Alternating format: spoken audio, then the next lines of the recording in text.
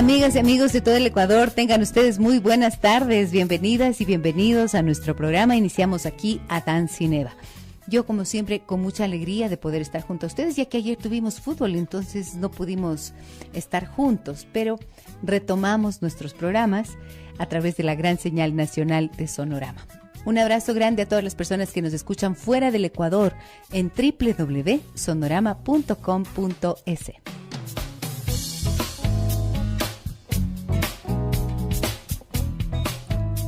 Les cuento que este tema de la violencia intrafamiliar causa hartos, hartos cuestionamientos, ¿no es cierto? Muchas veces me han dicho aquí, ay, pero es que usted, Gisela, solamente habla de las mujeres que son maltratadas.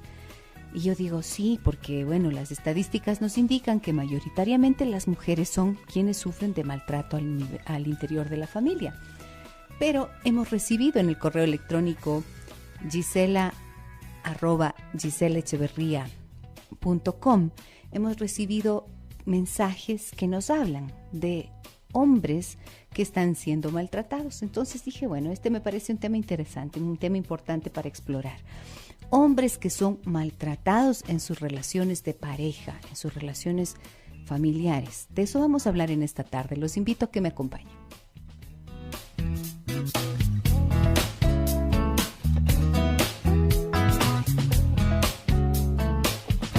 Y vamos a conversar sobre este tema con el doctor Marco Ruano. Él es terapeuta familiar sistémico y trabaja en la Defensoría del Pueblo. Y allí, por supuesto, que se reciben denuncias de hombres y de mujeres. Quiero saber cómo andan las denuncias de los hombres, porque claro, por aquello de que son varones, no se atreven a denunciar. Pero ¿será que en realidad son tan maltratados? ¿O qué es lo que hay ahí? Debajo de una persona que se siente maltratada o que está siendo maltratada, hay hartas cosas que nos gustaría entender. Vamos a conversar sobre eso. Y me voy con música, natalino. No, Melendi, me dice Cris, Melendi, este español que tiene un ritmo bastante contagioso. Una canción del 2013. Habría que preguntarnos, ¿quién empezó? Y esto es una de las cosas que siempre las parejas hacen. Es que tú empezaste, no es que fuiste tú, es que yo te dije esto, no es que yo te dije aquello primero, es que tú reaccionaste de esta manera, sí, pero fue porque tú me habías dicho tal cosa y te acuerdas que hace tanto tiempo pasó no sé qué, y es que no, fuiste tú.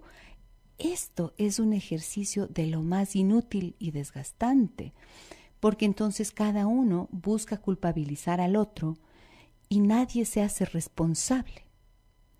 Pensemos que la violencia es como tener un fuego encendido, como tener una hoguera.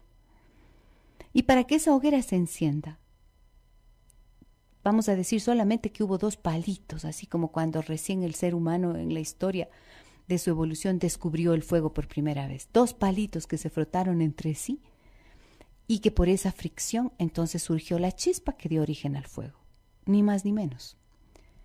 Pero cada uno puso de lo suyo. Y esto significa también que cada uno, el que puso ese palito que encendiera el fuego de la violencia, trajo un aprendizaje.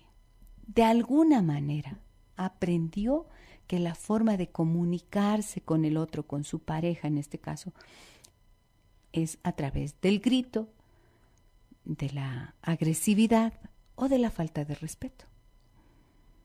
Entonces, para empezar, tenemos que decir que siempre hay dos responsables. Y el otro día leía en el Facebook, en estas cosas, a veces mensajes interesantes que se publican, ¿no?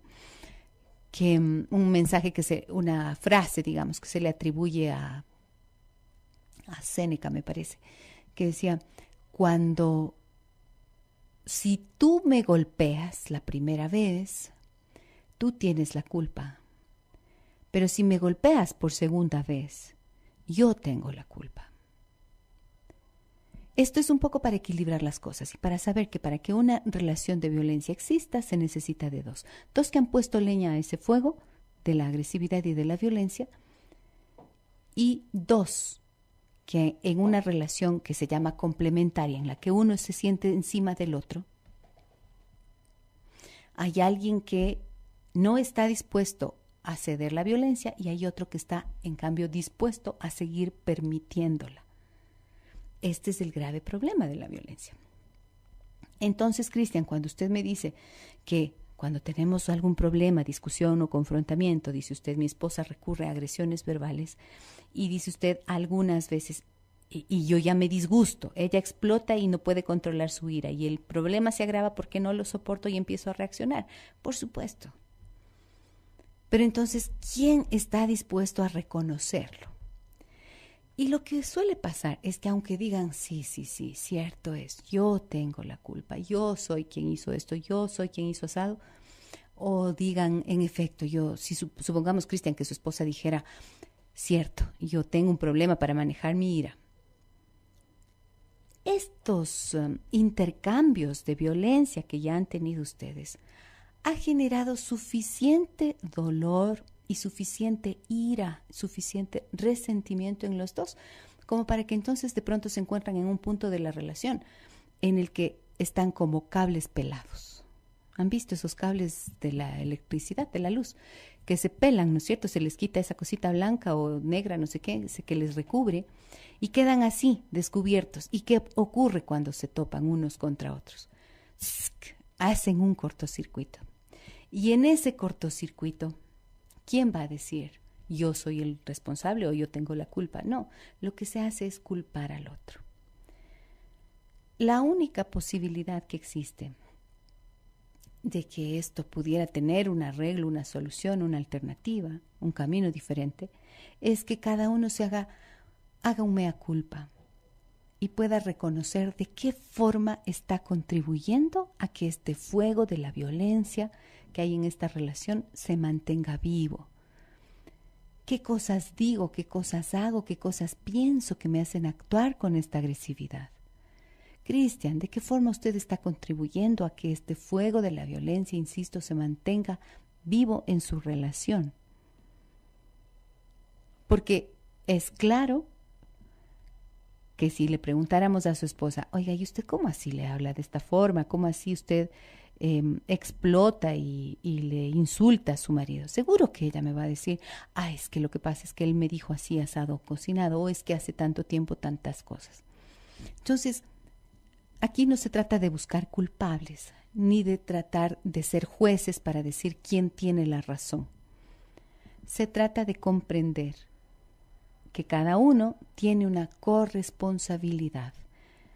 En las relaciones humanas siempre hay dos en relación, y en esa relación cada uno pone lo que tiene de sí para que funcione o no funcione, para que haya buen trato, afecto, respeto, o para que deje de existirlo. Entonces, usted se está sintiendo maltratado, y el hecho de que usted haya escrito al programa significa que tiene una gran preocupación por lo que ocurre ahora. Yo explico todo esto es para que intentar dejar claro cómo suelen ser las dinámicas de la violencia. Y por supuesto que hay otras cosas más que vamos a seguir explorando. Pero de principio usted dice, Cristian, necesito ayuda para saber qué hacer. Y usted ya ha intentado algunas cosas. Usted dice que ha intentado hablar con ella, que han intentado ponerse de acuerdo.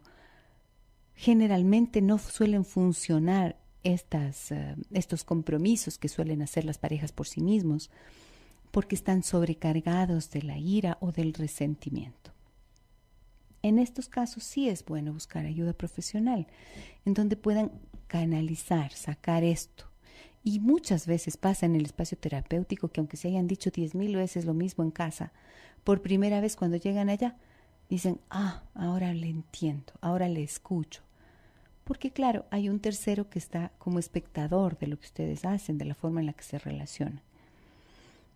Y creo que también hay que comprender que hay unos límites. Esta frase es buena, ¿no es cierto? Si me golpeas la primera vez, o me gritas, o me maltratas, pongámoslo así, cualquier forma de maltrato. La primera vez es tu culpa, la segunda es mía. Entonces, es necesario saber cómo poner límites a la otra persona. Y muchas veces lo que hay que decir es, estás maltratándome y no lo voy a permitir más. Y si ya la cuerda se ha tensado tanto, es necesario poder decir, suficiente. Es suficiente, para mí ha sido suficiente y no voy a permitir más maltrato. Entonces, o nos movemos de esta posición y dejamos de hacer lo mismo, o esto tiene que tener una resolución. Porque además usted tiene un bebé de 8 meses, Cristian. 2 años y 2 meses de casados. Entonces, aquí hay un problema importante. Busquen ayuda, siempre lo digo. No hace falta aferrarse a los problemas, pero si es que esto les ilustra de alguna manera lo que es necesario hacer, Cristian, busque salir de esa situación con ayuda de alguien profesional que no les dé consejos ni les diga qué hacer, sino que les facilite la comprensión de lo que están viviendo y sobre todo la liberación de esa ira, de esa rabia, de ese resentimiento que han venido acumulando, que al final es lo que se pone de manifiesto en su relación. Muchísimas gracias por su confianza. Me tengo que ir a una pausa. Regreso enseguida porque tengo otra comunicación. Y si ustedes quieren compartir conmigo algo acerca de los hombres maltratados, pueden llamarme al 243-9231. Volvemos enseguida. Efectivamente, del 13 al 16 de junio se desarrollará acá en la ciudad de Quito, en Semexpo, mitad del mundo, Automundo Quito 2013, y allí estará presente el stand de Chevrolet, que es la marca preferida del Ecuador. Si usted quiere uno, con solo el 20% de entrada puede tener aprobación inmediata de crédito. Del 13 al 16 de junio en Semexpo.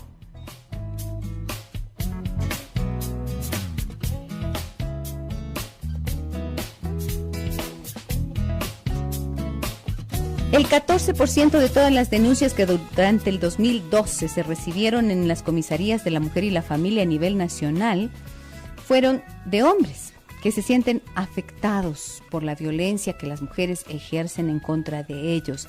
Estoy ya en la línea telefónica junto al doctor Marco Ruano. Él es terapeuta familiar sistémico con amplia experiencia en temas de adicciones y también de violencia intrafamiliar, y es funcionario de la Defensoría Pública. Doctor Marco Ruano, muy buenas tardes, bienvenido al programa. ¿Cómo está usted?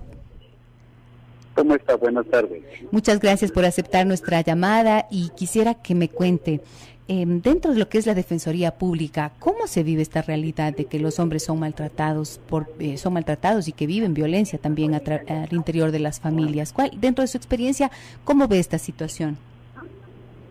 Bueno, es una experiencia media confusa.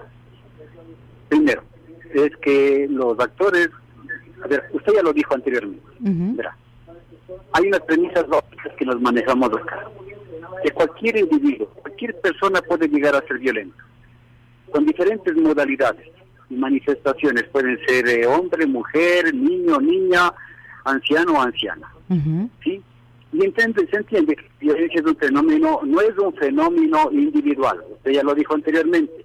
Entonces, la violencia no es un fenómeno individual, sino una manifestación relacional. Correcto. Y todos cuantos participan en una interacción se hayan implicados, por lo tanto son responsables porque estamos dentro de un contrato social, y el contrato social es la ley. El matrimonio, cuando uno se firma el contrato del matrimonio, da igualdad, es decir, de deberes y derechos.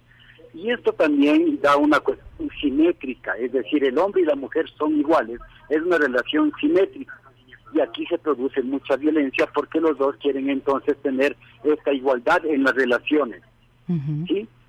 Y todo individuo, eso para mí es importante, todo individuo, hombre o mujer, con capacidad suficiente para vivir de un modo responsable, autónomo, es garante de su propia seguridad. Por lo tanto, cuando ha habido hombres que han sido violentadas por las mujeres, son responsables por permitir, por generar este proceso de una relación violenta. Porque si es un individuo adulto con capacidad suficiente para vivir de una manera autónoma, responsable, también es el garante de su propia seguridad. Correcto. Conocer la ley, entonces, para tanto los hombres como para las mujeres, es una manera de protección. Hacerse apegar a la ley, pero dejarse proteger de la ley, es una forma de protegerse y proteger a la otra persona también. Porque cuando vienen los hombres así que han vivido por cuestiones de violencia, que su esposa les ha pegado, y cuando ya se empieza a mirar la historia de la relación, resulta que, chútale, Hay hombres que también, igual que las mujeres, suelen utilizar esto porque tienen ganancias. ¿Cuál sería esa ganancia? ¿Sí? Por ejemplo, yo necesito ser un buen papá de aquel que no lo tuve. Pero para ser yo un buen papá tengo que descalificar a la que hace mamá. Y si esta mamá es violenta, a mí me facilita el trabajo. Claro. Porque frente a mis hijos, entonces, yo quedaré como bueno y la mamá es la loca o la mamá es la violenta. Y Sí. hay personas que caen en esta trampa. Por lo tanto, yo me interesa que tú seas violenta, porque frente a tu familia de origen, frente a la familia de origen mía, esposo, y frente a mis hijos y mi grupo de amigos que nos conocen bien, tú estás mal. Ujú. Eso me permite hacer yo el buen papá y que mis hijos se generen tanto a mí en la confianza, que en el momento de la intencionalidad oculta, que yo pueda pedir un divorcio y tengo ya ganado todo el terreno. Tú has caído en la trampa y podemos entonces finalizar la relación de matrimonio teniendo yo la razón y tú la responsable de eso. Correcto. Esto también pasa con las mujeres. Hay hombres que caen en esta trampa. Es un juego para mí muy perverso.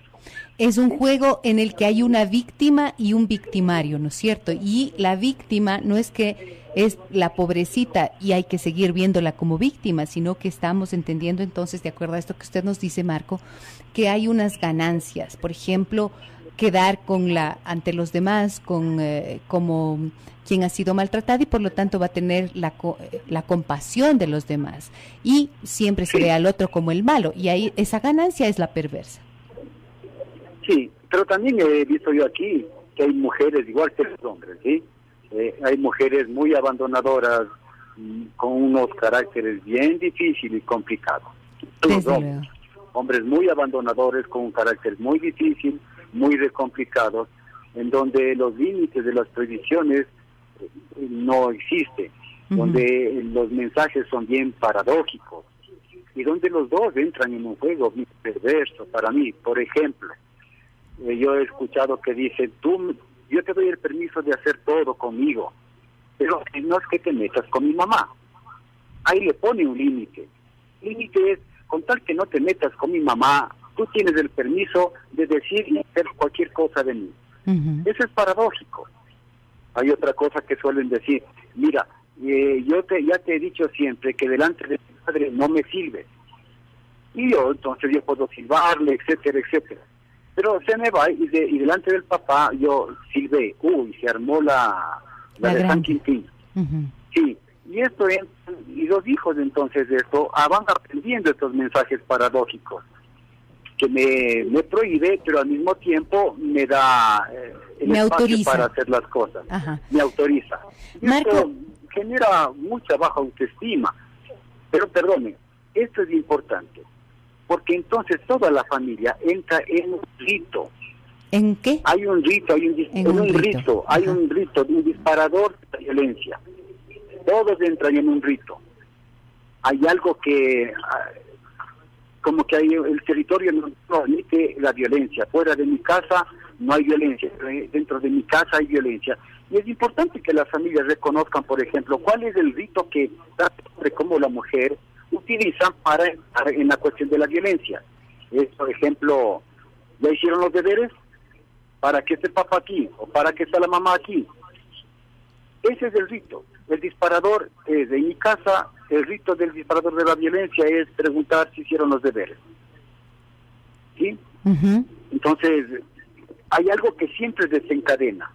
Y todas las personas entran en este proceso. Es como que cada uno supiera cuál es el rol que tiene que cumplir en esta obra teatral de la violencia.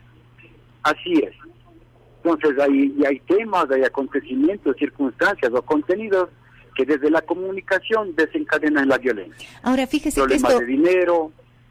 Esto que usted me está diciendo, Marco, me parece bien importante porque el ejemplo que puso, a partir de que vamos a revisar los deberes, entonces se desencadena todo un conflicto. Y luego lo que he visto en estas circunstancias es que, por ejemplo, la madre dice, ya ves, porque no hiciste los deberes, ahora tu papá y yo estamos en problemas. Y entonces se tiende a culpabilizar a los hijos. ¿Cómo ve esto usted? Pues un entrenamiento para hacer que también el hijo sea violento. Pero es injusto Pero para el usted niño. me dice, verá, sí, es injusto. Hay unas cosas bien interesantes. Cuando yo he trabajado con las personas que hacen uso de la violencia, sean estos hombres o mujeres, Ujú. siempre hay un espacio, unos ambientes en donde la persona que es violenta, sea hombre o mujer, es como que Cristina Rabazola le llama la dueñez. Entonces es como unos pensamientos, unas conductas que se transmiten desde el lenguaje, donde yo le hago saber que yo soy el dueño o la dueña de esta relación. Y es facilito. Por ejemplo, hay frases: nadie tiene derecho a entrometerse en nuestra casa en relación con mis hijos o con mi mujer, qué hace tu mamá o con mi esposo. Nadie tiene derecho a meterse en esto. Esta es mi casa, eso es mi problema, etcétera, etcétera. Esas son frases que indican dueñez. Ujú.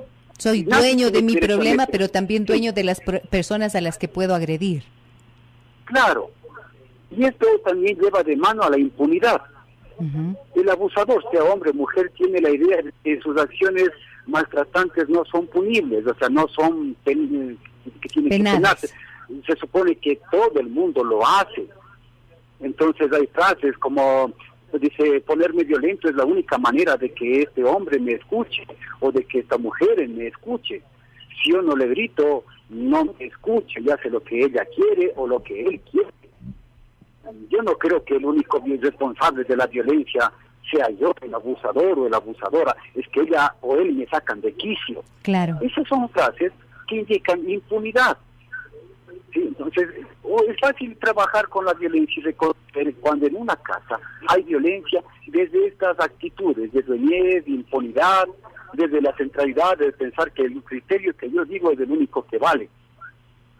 Entonces, es que, por ejemplo, si los hombres suelen decir, los hombres que conozco, es que la mujer necesita de una mano dura y fuerte, o también de mujeres que han dicho, es que él es, perdonen ustedes, él es mal amansado, como la mamá no le amansó bien, entonces ya ahora me toca a mí. O le digo, entonces está usted asumiendo el rol de mamá, de controladora. Debe ser difícil para un hombre tener relaciones sexuales con alguien que se parece a la mamá. Ujú. Sí, son frases en donde el abusador siente que no puede ni debe tolerar que le contraríen. Y esto los hijos van aprendiendo. Ahora, Cuando han venido los hombres entonces maltratados por las mujeres, sí. sí suelen tener vergüenza. Pero en las dos partes hay mucha humillación y vergüenza. Y desde la humillación y la vergüenza, lo que los seres humanos, seamos hombres o mujeres, buscamos hacer la venganza o la revancha. Y no hay mejor forma de hacer una revancha como invalidar frente a los demás el rol, sea de mujer o sea de hombre. Tú me humillaste y ahora me las vas a pagar. De la culpa y el dolor no nace la venganza, no nace la revancha, sale de la humillación y de la vergüenza. De la Ahí es humillación a la cuando que ha se sido caotizan sometida las la cosas. persona, exacto. La humillación a la que es sometida la persona produce tal nivel de ira, de resentimiento, que finalmente de alguna forma va a querer expresarla, sacársela de adentro, ¿verdad? Ahora, Marco, una Sí, consulta. así es. ¿Qué pasa? Muy bien, comprendido lo que ocurre en una dinámica relacional de violencia, sean hombres o mujeres, estamos en una danza lamentablemente violenta, tristemente para todos, porque no hay ganadores aquí. Son luchas, pero no hay ganadores. Todos sufren porque es tan doloroso estar ahí metido. Pero, ¿qué pasa? ¿Qué hay que hacer? O sea, ¿cómo se sale de una situación así? Quisiera que escuchen un mensaje que me llega al 9098. Me dicen lo siguiente. Me dicen dos mensajes que son, más o menos podemos agruparlos. Dice, Gisela, la ex conviviente de mi hermano, le manda muchos mensajes de texto con palabras obscenas y a cada momento le amenaza con escándalos. ¿Qué puedo hacer? Por favor, ayuda, dice. Esta es una forma sutil de maltrato, ¿verdad? Porque aquí hay una amenaza constante y hay alguien que está asustado permanentemente de que le va a venir algo muy malo que la otra persona va a hacer. Y me dicen también, doctora, soy una fiel oyente, mi caso es muy similar, yo exploto y me he dado cuenta que lo hago cuando mi esposo en la discusión me lastima, siendo déspota, sarcástico, eso me duele, eso para mí es maltrato psicológico, ¿qué hacer? Por supuesto, la violencia tiene distintas formas y aquí nos están hablando de dos que son muy comunes, ¿no es cierto?, que son más sutiles, que no son como el golpe, que es más visible y que por lo tanto uno puede decir, sí, estoy siendo maltratado físicamente, y quizás allí es más rápido con el dolor del cuerpo que uno puede reaccionar y quizás decir, hasta aquí, suficiente. Pero en estas formas más sutiles, Marco, del maltrato psicológico, el maltrato verbal, donde hay descalificación, donde hay amenaza, donde hay acoso, es mucho más difícil salir. ¿Qué es lo que usted recomienda para las personas que están en una situación como estas? ¿Qué es lo primero que tendrían que hacer? Bueno, poner la denuncia. Sean hombres o mujeres, tienen derecho a parar. Vuelvo a insistir, la violencia no es un problema individual, es relacional.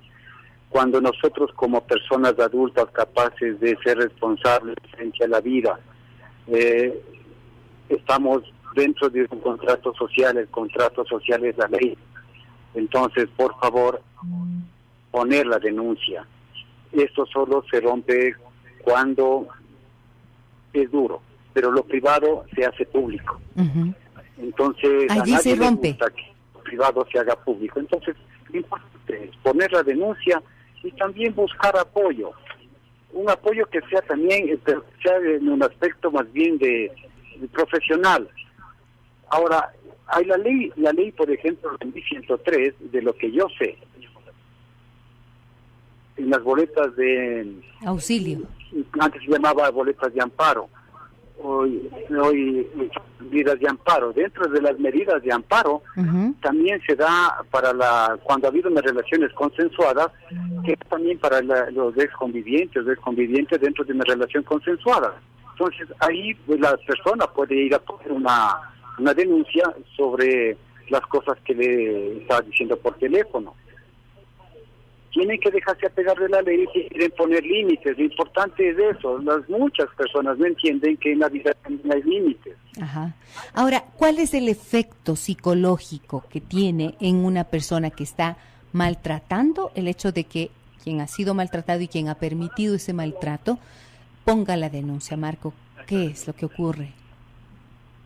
¿Cuál es el efecto psicológico? Ajá, ¿por qué funciona como un limitante?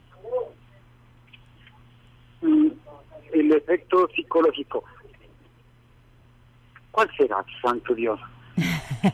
De cargar con la vergüenza, de a veces de sentirse mal porque no es que sea una mala persona, la persona que yo la elegí, sino que tal vez fue la persona equivocada en mi vida. Y a veces, además, eso no hay otra cosa. Quizás pienso ahora mismo que hago la pregunta que está usted hablando, Marco, que quizás tenga que ver también con, por primera vez, estar en riesgo de experimentar una consecuencia del comportamiento inadecuado, ¿no es cierto?, del comportamiento violento. Yo he visto muchas veces que las personas que actúan así quisieran que alguien, por Dios, haga algo para que les ayude a frenar lo que ellos mismos no pueden frenar con su propia determinación, con su voluntad. Sí, eso es importante. A veces hay un nuevo autor, no me recuerdo, que dice ahí una persona que hace de relays. El relay es una tercera persona que ayuda a esas personas que viven violencia a neutralizar. Puede ser papá, un mamá, un tío, un vecino, un profesor, lo que sea, un sacerdote, un pastor, que puede poner en conocimiento de la ley, y esta persona puede hacer que sea como el relay que hace bajar la tensión y poder poner a las personas que viven en un acto violento en la responsabilidad que tienen que asumir para su cambio. Exacto. Pero otra vez es importante llegar hacia la ley. Por el contrato social del cual nosotros estamos, somos responsables de eso. Si usted queda callado, sea hombre o mujer, va a enseñar a sus hijos todas estas conductas de dueñez, de poder, de control, y en especial también hay muchas mujeres que son entrenadas en la incondicionalidad, en donde ellas tienen que dar y nada más. La experiencia en donde uno se vive este momento de la incondicionalidad y después uno es bebé. El bebé solo recibe, y la persona adulta solamente da y da. pero el bebé no puede negociar la reciprocidad. Cuando uno es adulto, en cambio, sí. Sí, y eso es cuando se traduce a las personas adultas, piensan que si yo soy lo suficientemente bueno o buena, seré merecedor de su amor. La incondicional le lleva a veces en las mujeres a ser mejor madre que su propia madre.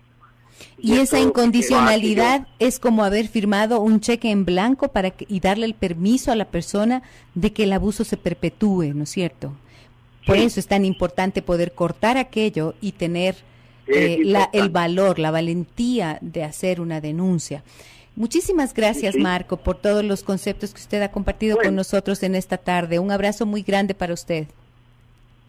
Y también a decir a mis compañeros hombres, no se asusten de esto. No es que tal vez la mujer sea mala, tal vez eligieron una mala compañera o la compañera adecuada. Y las compañeras mujeres también decir que también a veces uno se corre el riesgo de elegir a la persona equivocada. Lo importante es que ninguno de los dos se dejen cortar las alas vías para asumir en la vida con responsabilidad y esperanza. Muchísimas gracias. Muchísimas gracias. Bueno. Ese es un gran concepto que podemos compartir en esta tarde. Gracias al doctor Marco Ruano que nos ha acompañado. Fíjense lo que él dice. Pase lo que pase, no importa. Tenemos siempre el poder personal de decidir y que el otro no tiene el poder de cortar nuestras alas. Seguimos siendo aves, al fin y al cabo. Y siempre podemos tomar la decisión de romper con situaciones que nos son dolorosas y que nos causan malestar y que no nos hacen vivir la vida que como seres humanos merecemos, con dignidad, con alegría. Un abrazo muy grande a todos ustedes, amigas y amigos. Gracias por llamar, por escribir. Mañana a partir de las 15:05 estaremos nuevamente aquí en Adán Cineva a través de Sonorama, la gran señal nacional. Soy Giselle Echeverría. Hasta mañana. Giselle Echeverría. Hasta mañana. Giselle Echeverría. Hasta mañana. Giselle Echeverría. Hasta mañana. De la agresividad o de la falta de respeto. Entonces, para empezar, tenemos que decir que siempre hay dos responsables. Y el otro día leía en el Facebook, en estas cosas, a veces mensajes interesantes que se publican, ¿no? Que un mensaje una frase, digamos, que se le atribuye a Séneca, me parece, que decía, si tú me golpeas la primera vez, tú tienes la culpa. Pero si me golpeas por segunda vez, yo tengo la culpa. Esto es un poco para equilibrar las cosas y para saber que para que una relación de violencia exista se necesita de dos. Dos que han puesto leña a ese fuego de la agresividad y de la violencia y dos que en una relación que se llama complementa al interior de la familia. Pero hemos recibido en el correo electrónico gisela@giselecheverria.com hemos recibido mensajes que nos hablan de hombres que están siendo maltratados. Entonces dije, bueno, este me parece un tema interesante, un tema importante para explorar. Hombres que son maltratados en sus relaciones de pareja, en sus relaciones familiares. De eso vamos a hablar en esta tarde. Los invito a que me acompañen.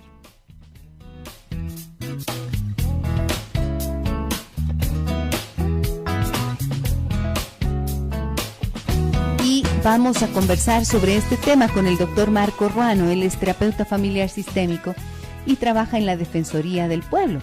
Y allí, por supuesto, que se reciben denuncias de hombres y de mujeres. Quiero saber cómo andan las denuncias de los hombres, porque claro, por aquello de que son varones, no se atreven a denunciar. Pero ¿será que en realidad son tan maltratados? ¿O qué es lo que hay ahí? Debajo de una persona que se siente maltratada o que está siendo maltratada, hay hartas cosas que nos gustaría entender. Vamos a conversar sobre eso. Y me voy con música, natalino. No, Melendi, me dice Cris. Melendi, este español que tiene un ritmo bastante contagioso. Una canción del 2013. Habría que preguntarnos, ¿quién empezó?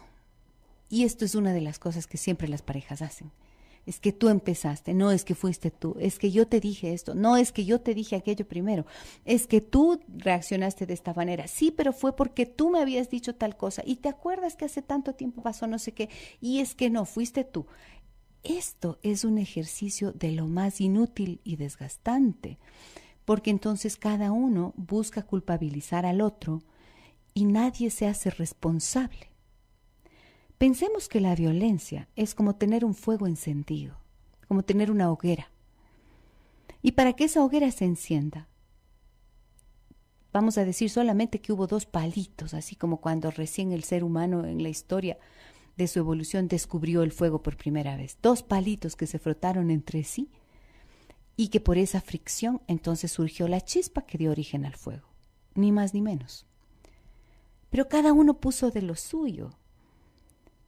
Y esto significa también que cada uno, el que puso ese palito que encendiera el fuego de la violencia, trajo un aprendizaje.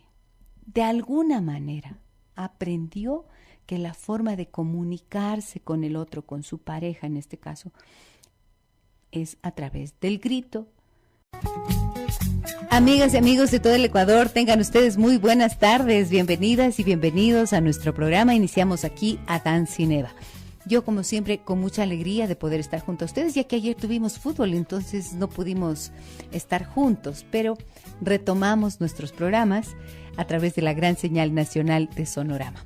Un abrazo grande a todas las personas que nos escuchan fuera del Ecuador en www.sonorama.com.es.